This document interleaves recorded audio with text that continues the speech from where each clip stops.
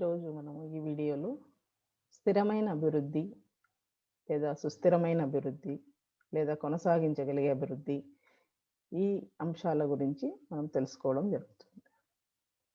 ఈ అంశాలలో ఈ వీడియో చివర నేర్చుకోవడానికి గల లక్ష్యాలు సుస్థిర అభివృద్ధి అంటే ఏమిటి, విభిన్న ఆర్థిక వ్యవస్థలకు అంటే అభివృద్ధి చెందిన దేశాలకు కానీ అభివృద్ధి చెందుతున్న దేశాలకు కానీ అది ఏ విధంగా అవసరము, ప్రస్తుత ఆర్థిక అభివృద్ధిలో దీని ప్రాముఖ్యత గురించి విద్యార్థులు అర్థం చేసుకోగలుగుతారు.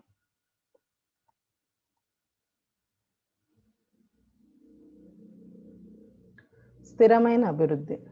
స్థిరమైన అభివృద్ధి అనేది ఎలా ఉంటుంది అంటే, అభివృద్ధి ఏవైతే వనరులన్నీ మనకు అందుబాటులో ఉంటాయో, సహజ సిద్ధంగా లభించిన వనరులు, ఆ వనరులను మనము వర్తమాన అవసరాలకు తీర్చుకునే విధంగా తీర్చుకోవడమే కాకుండా ఇంకా దాన్ని ఏం చేయాలి అంటే భవిష్యత్తు తరాల వాళ్ళకు ఉపయోగపడేటట్టుగా, అంటే వాళ్ళని తీర్చుకునే సామర్థ్యాన్ని వాళ్లకు ఇవ్వడానికి దాంతో ఏ మటుకు రాజీ పడకుండా మనం వర్తమాన అవసరాలను తీర్చుకోవడం అంటే, ఏవైనా మనకు అందుబాటులో సహజ వనరులు ఉన్నాయి, చెట్లు ఉన్నాయి, తర్వాత ఖనిజాలు ఉన్నాయి, ఇవన్నిటిని కూడా మనమే ఎక్కువగా వాడేసి ఇంకా మిగతా నెక్స్ట్ తరాల వాళ్ళకి మనం ఏమి మిగల్చకుండా కనుక వాటినన్నిటినీ మనము కంప్లీట్గా అయిపోగొట్టేస్తే సో దానిని మనం సుస్థిర అభివృద్ధి అనము. కాబట్టి అంటే నెక్స్ట్ తరాల వాళ్ళ గురించి కూడా మనం ఆలోచిస్తూ దాని ద్వారా గనక మనము అభివృద్ధిని సాధించుకుంటూ వెళ్తే దాన్ని సుస్థిరమైన అభివృద్ధి అంటాం. సుస్థిర ఆర్థిక అభివృద్ధి అంటే పర్యావరణ పరంగా మనము స్థిరమైన ఆర్థిక వృద్ధి అనేది చాలా తక్కువ సహజ వనరులతో భవిష్యత్తు తరాలను వాళ్ళకు మనం వదలకుండా వాళ్ళకు అవసరమైన వనరులన్నిటినీ కనుక మనం ఇచ్చుకుంటూ వెళ్తే దానిని సుస్థిర ఆర్థిక వృద్ధి అంటామన్నమాట. దీనికి బ్రట్లాండ్ రిపోర్ట్ అవర్ కామన్ ఫ్యూచర్ అనేటువంటిది world commission on environment and development ఒక సదస్సు జరిగింది. దీంట్లో ప్రపంచ రాజకీయ ఎజెండాలో ఉంచింది మరియు పర్యావరణంపై ప్రజల ఆసక్తిని తిరిగి రప్పించడానికి సహాయపడింది. అంటే పర్యావరణం అనేది చాలా అవసరము, ప్రజల ఆసక్తిని మళ్ళీ దానిపైకి మరలించడానికి ఈ సదస్సు అనేది ఉపయోగపడింది. ప్రపంచ పర్యావరణ నిర్వహణ అవసరం అనే సందేశాన్ని కూడా వ్యాప్తి చేసింది. పేదరికాన్ని తగ్గించకుండా పర్యావరణ వ్యవస్థ నష్టాన్ని ఎదుర్కోవడం చాలా కష్టం. కాబట్టి ఏ ఏ సమస్యలు ఉన్నాయి పర్యావరణాన్ని మనము నెగ్లెక్ట్ చేయడం వలన, సో ఆ సమస్యలన్నింటినీ మనం పరిష్కరించుకోవడానికి వీలవుతుంది. ప్రపంచ పరిరక్షణ వ్యూహం తర్వాత 20 సంవత్సరాల తర్వాత మళ్ళీ ఇదే 3 సంస్థలు కలిసి IUCN, UNEP మరియు WWF అనేటువంటి ఈ 3 సంస్థలు కలిసి కేరింగ్ ఫర్ ద ఎర్త్ అనేటువంటి జర్నల్ ప్రచురించాయి. ఇది సిద్ధాంతం నుండి అభ్యాసానికి వెళ్ళడానికి సహాయపడే సూత్రాలను ప్రతిపాదించింది. ఇంతకీ వనరుల పరిరక్షణ అంటే ఏమిటి అంటే, సాంకేతిక పరిజ్ఞానాన్ని అభివృద్ధి చేసి మరియు ఉపయోగించే మార్గాలను, అంటే ఏ విధంగా మనం సాంకేతిక పరిజ్ఞానాన్ని అభివృద్ధి చేయొచ్చు, తర్వాత వాటిని ఏ విధంగా మనం ఉపయోగించవచ్చు, తర్వాత మన వనరులను పరిరక్షించుకోవడానికి మెరుగుపరుచుకోవడానికి ఏ విధంగా ఉపయోగపడతాయి, ఉపాధి అంటే ఏమి, తర్వాత ఉపాధిని ఏ విధంగా మనం అందుకోవచ్చు, ఆహారాన్ని ఏ విధంగా పెంపొందించుకోవచ్చు, శక్తి, నీరు మరియు పారిశుద్ధ్యం వంటి ప్రాథమిక అవసరాలను తీర్చడానికి దేశాలను అనుమతించడం అనేటువంటి చేయాలి. జీవితపు నాణ్యత ఇది చాలా అవసరం. ప్రతి దేశంలో అది అభివృద్ధి చెందిన దేశమైనా చెందుతున్న దేశమైనా కూడా జీవితపు నాణ్యత అనేది చాలా అవసరం. మానవ కార్యకలాపాలకు మరియు సహజ ప్రపంచానికి మధ్య స్థిరమైన సంబంధము ఇది భవిష్యత్ తరాలకు కనీసం మన స్వంత దానికన్నా మంచి జీవన నాణ్యతను ఆస్వాదించే అవకాశాలను తగ్గించదు.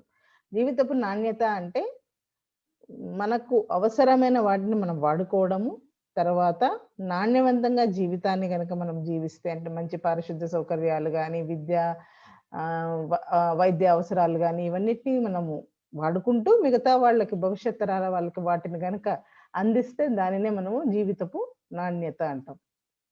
ఈ సస్టైనబుల్ డెవలప్మెంట్ గోల్స్ అనేటివి కొన్ని ఉన్నాయి. అంటే మనకు కొన్ని రకాలైనటువంటి అంశాలన్నిటిని తీసుకొని ఈ సస్టైనబుల్ డెవలప్మెంట్ గోల్స్ అనే వాటిని ఏర్పాటు చేయడం జరిగింది. అందులో నో పావర్టీ అంటే పేదరికం ఉండకూడదు, జీరో హంగర్ ఆకలి అనేది ఉండకూడదు, good wealth and well being, వైద్యం ఉండాలి, క్వాలిటీ ఎడ్యుకేషన్ ఉండాలి, జెండర్ ఈక్వాలిటీ ఉండాలి, లింగ సమానత్వం ఉండాలి, clean water and sanitation, affordable and clean energy, అంటే మనకు తీసుకునేటువంటి ఎనర్జీ ఏదైతే ఉందో అది చాలా క్లీన్గా ఉండాలి, decent work and economic growth, industry, innovation and infrastructure, inequalities అంటే మనకు అసమానతలు తగ్గించాలి, sustainable cities and communities, responsible consumption and production. So ఇవన్నీ కూడా మనకు చాలా ఇదిగా ఉండాలి అనమాట. తర్వాత క్లైమేట్ యాక్షన్ అంటే ఏంటి, తర్వాత వాటర్ ఎలా ఉండాలి, ల్యాండ్ ఎలా ఉండాలి, పార్ట్నర్షిప్ ఫర్ ద గోల్స్, ఇవన్నిటిని కూడా మనము సస్టైనబుల్ డెవలప్మెంట్ గోల్స్గా చెప్పుకోవడం జరుగుతుంది. ఇందులో చాలా ముఖ్యమైనవి ఏంటి అంటే ఈ sustainable cities and communities, responsible consumption production, life below water, 17 partnerships for the goals. ఇవి మనకు చాలా ముఖ్యమైనవి ఈ దశాబ్దానికి సంబంధించి. హ్యూమన్ సస్టైనబిలిటీ ఇండెక్స్, ఇక్కడ మనం చూస్తే హ్యూమన్ సస్టైనబిలిటీ అనేటువంటిది ఏ విధంగా ఉంది అని చూస్తే, సో ఎక్కడెక్కడ కొన్ని ప్రమాదకరమైనటువంటి కలర్స్ కొన్ని ఉన్నాయి అంటే రెడ్ కానీ లైట్ గ్రీన్ కానీ ఇవన్నీ కూడా ప్రమాదకరమైనటువంటివి. అంటే ఇక్కడ హ్యూమన్ సస్టైనబిలిటీ అనేటువంటి తగ్గిపోయింది అనమాట. అంటే సుస్థిర అభివృద్ధి ఇక్కడ ఈ కొన్ని చోట్ల తగ్గడం అనేటువంటిది ప్రారంభమైంది. సో దానివల్ల మనం ఏమవుతుంది అంటే మిగతా దేశాలపైన ఆ ప్రభావం అనేటువంటిది చూపిస్తుంది, మిగతా తరాల వాళ్ళకి ఆ ప్రభావం చూపిస్తుంది. కాబట్టి మనము జాగ్రత్తగా ఇప్పటికే ఈ వనరులు ఏ విధంగా అవసరం అనే దాన్ని గమనించుకొని దానిని మనం వాడుకోవడం అనేటువంటిది చేయాలి. సో భవిష్యత్ లక్ష్యాలలో ఇవన్నీ మనకు చాలా ముఖ్యమైనవి. ఆర్గానిక్ మనం వాడడం అనేటువంటిది కానీ, న్యాచురల్, ఆర్గానిక్ అంటే సేంద్రియం, తర్వాత న్యాచురల్గా లభించే వాటిని, నీటిని వృధా చేయకుండా ఉండడము, ఆక్సిజన్ని కాపాడుకోవడము, తర్వాత గ్రీన్ అనేటువంటి గ్రీన్ ఫ్రెండ్లీగా ఉండడము, తర్వాత అనేటువంటిది సేవ్ ఎకో అంటే ఆర్థిక వ్యవస్థకు సంబంధించిన అన్ని అంశాలను కూడా మనం చాలా జాగ్రత్తగా వాడుకుంటూ భవిష్యత్తు లక్ష్యాల వాటిని అందించడమే మన ముఖ్య ఉద్దేశం. పర్యావరణ అవగాహన, అందుకే ఇప్పటి నుంచే చిన్న పిల్లలుగా ఉన్నప్పటి నుంచే కూడా మనం అందరం పర్యావరణాన్ని గురించి అవగాహన అనేటువంటిది పెంపొందించుకోవాలి. మనం పర్యావరణానికి ఏం చేస్తున్నాము, పర్యావరణం మనకు ఎంత ఇస్తుంది, సో అటువంటి పర్యావరణాన్ని మనం కాపాడుకోవడం అనేటువంటిది చాలా అవసరము అనేటువంటి దాన్ని ప్రతి ఒక్కరూ గుర్తించడం అనేటువంటిది చేయాలి. భావితరాల వాళ్ళు ఇంతకీ ఏం చేయాలి అంటే స్థిరమైన అభివృద్ధి యొక్క లక్ష్యము మన ఆర్థిక, పర్యావరణ మరియు సామాజిక అవసరాలు. సో రకరకాల అవసరాలు ఉంటాయి మనకి, ఆర్థికంగా కానీ, పర్యావరణ పరంగా కానీ, సామాజిక అవసరాలు ఏవైతే ఉన్నాయో వీటినన్నిటినీ సమతౌల్యంగా చూడడము, తర్వాత ప్రస్తుత మరియు భవిష్యత్ తరాలకు శ్రేయస్సుని అనుమతింపజేయడం అనేటువంటిది జరుగుతుంది. సుస్థిర అభివృద్ధి ఆర్థిక, పర్యావరణ మరియు సామాజిక సమస్యలను సంయుక్తంగా పరిష్కరించడం ద్వారా, ఇవన్నీ రకాలైనటువంటి వాటిని మనం పరిష్కరించడం ద్వారా ఖచ్చితంగా మనము సుస్థిరమైన అభివృద్ధిని సాధించడానికి ఒక కీలకమైనటువంటి దీర్ఘకాలిక సమగ్ర విధానాన్ని కనుక మనం ఏర్పాటు చేసుకుంటే అప్పుడు భావితరాల వాళ్ళు కూడా మనకు ఈ కొనసాగించగలిగే అభివృద్ధిలో భాగస్వాములు అయ్యేటువంటి అవకాశం ఉంటుంది. ఇది ఈ ఫిగర్లో చూస్తే మనము సమూహ సుస్థిరత అంటే ఎన్విరాన్మెంట్ అనేటువంటిది మనకు ఒక పెద్ద సర్కిల్ అయితే ఎన్విరాన్మెంట్, అందులో సొసైటీ ఉంది, అందులో ఎకానమీ ఉంది. అంటే ఎన్విరాన్మెంట్ చాలా కీలకమైన పాత్రను వహిస్తుంది ఇక్కడ.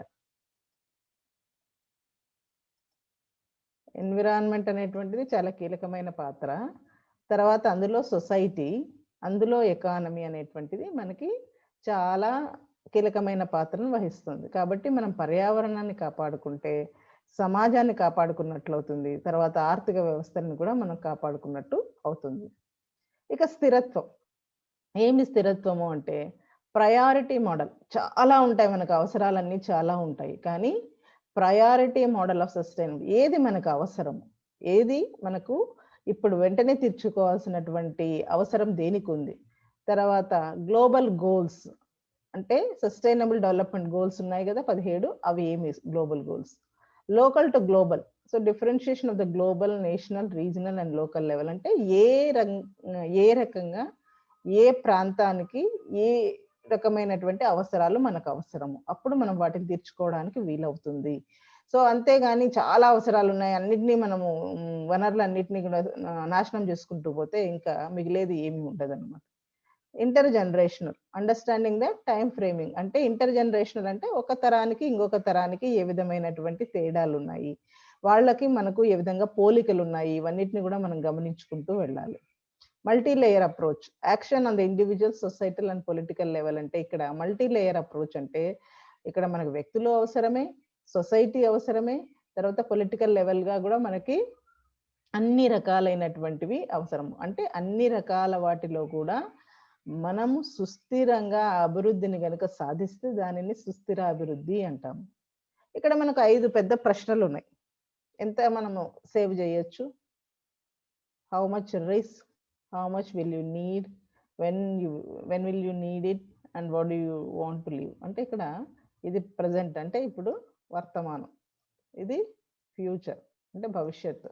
సో, భవిష్యత్తు తరాల వాళ్ళకు మనం బ్యాలెన్స్‌గా ఇచ్చేటట్టుగా ఉండాలి. ఎక్కువ కాకుండా, తక్కువ కాకుండా ఇప్పుడు మనం ఏమైతే అవసరాలను తీర్చుకోగలుగుతున్నామో, ఆ రకమైన అవసరాలను వాళ్ళకి గనుక అందించగలిగితే, అప్పుడు దానిని మనము సుస్థిర అభివృద్ధి అనడానికి అవకాశం ఉంటుంది. ఆర్థిక సమృద్ధి.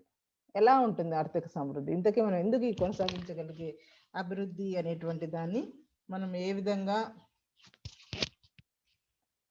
విధంగా ఆర్థిక సమృద్ధి అనేటువంటి దాన్ని సాధించవచ్చు?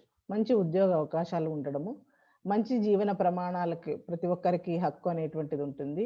మన దేశం అభివృద్ధి చెందాలంటే ఆర్థిక శ్రేయస్సు అవసరమే కాకుండా ప్రపంచవ్యాప్తంగా వ్యాపారవేత్తలు, వినియోగదారులు కోరుకునే అధిక నాణ్యత కలిగిన ఉత్పత్తులను కూడా చెల్లించడానికి సిద్ధంగా ఉన్న ధరలకు అందించాలి. అంటే మంచి ఉద్యోగ అవకాశాలు ఉండాలి, మంచి జీవన ప్రమాణాలు ఉండాలి, ఆర్థిక శ్రేయస్సు కూడా అవసరము. తర్వాత వినియోగదారులు కోరుకునే అధిక నాణ్యత గల ఉత్పత్తులను వారు చెల్లించడానికి సిద్ధంగా ఉన్న ధరలకే వ్యాపారవేత్తలు అందించగలగాలి. దీనిని ఆర్థిక సమృద్ధి అంటారు. ఏ దేశం చూసుకున్నా కూడా మనం అభివృద్ధి చెందిన దేశం కానీ, చెందుతున్న దేశాన్ని కానీ, ఏ దేశాన్ని తీసుకున్నా కూడా మనకు ఖచ్చితంగా ఈ సుస్థిర అభివృద్ధి భావన అనేటువంటి చాలా అవసరము.